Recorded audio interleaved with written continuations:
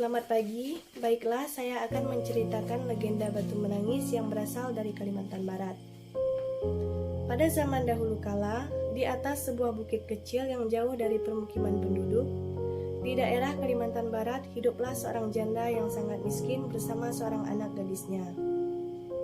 Anak gadisnya sangat cantik, bentuk tubuhnya sangat indah, rambutnya terurai memikal sampai ke mata kaki. Poni rambutnya tersisir rapi dan keningnya sehalus batu cendana. Namun sayangnya ia memiliki sifat yang buruk. Gadis itu amat pemalas, tak pernah membantu ibunya melakukan pekerjaan-pekerjaan rumah.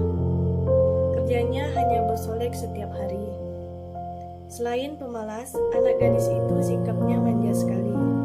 Segala permintaannya harus dituruti. Setiap kali ia meminta sesuatu kepada ibunya harus dikabulkan tanpa memperdulikan keadaan ibunya yang miskin. Setiap hari harus membanting tulang mencari sesuap nasi.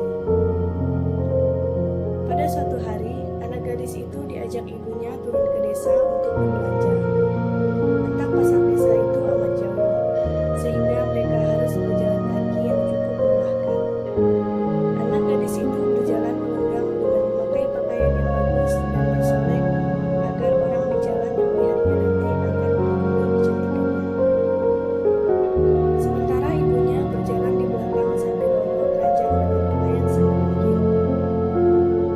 Karena mereka hidup di tempat terpencil, tak seorang pun mengetahui bahwa kedua perempuan yang berjalan itu adalah ibu dan anak.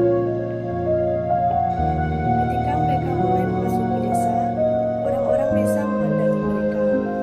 Mereka begitu terpesona melihat kecantikan anak gadis itu, terutama para pemuda desa yang tak puas-puasnya memandang wajah gadis itu. Namun ketika melihat orang yang berjalan di belakang gadis itu, sungguh kontras keadaannya. Hal itu membuat orang bertanya-tanya. Di antara orang yang melihatnya itu, seorang pemuda mendekati dan bertanya kepada gadis itu, "Hai gadis cantik, apakah yang berjalan di belakang itu ibumu?" Namun apa jawaban anak gadis itu? "Bukan," katanya dengan angkuh. "Ia adalah pembantuku." Kedua ibu dan anak itu kemudian meneruskan perjalanan. Tak seberapa jauh, mendekati lagi seorang pemuda dan bertanya kepada anak gadis itu, "Hai manis, apakah yang berjalan di belakangmu itu ibumu?"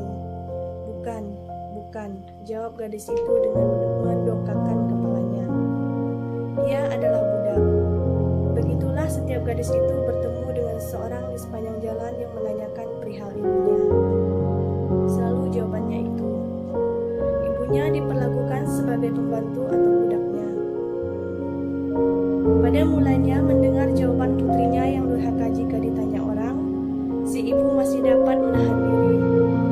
Namun setelah berulang kali didengarnya jawabannya sama dan yang amat menyakitkan hati, akhirnya si ibu yang malang itu tak dapat menahan diri. Si ibu berdoa, "Ya Tuhan, hamba tak kuat menahan hinaan ini. Anak kandung hamba begitu teganya memperlakukan diri hamba sedemikian rupa. Ya Tuhan, hukumlah anak durhaka ini. Hukumlah dia atas kekuasaan Tuhan yang Maha Esa." Perlahan-lahan tubuh gadis durhaka itu berubah menjadi batu. Perubahan itu dimulai dari kaki. Ketika perubahan itu telah mencapai setengah badan,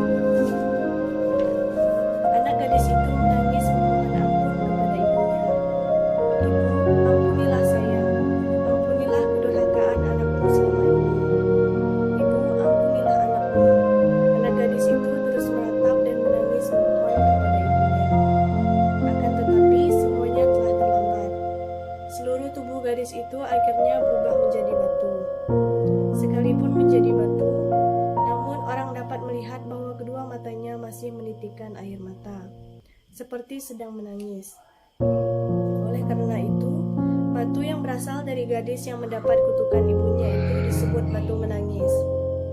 Demikianlah cerita legenda batu menangis yang oleh masyarakat setempat dipercaya bahwa kisah itu benar-benar pernah terjadi.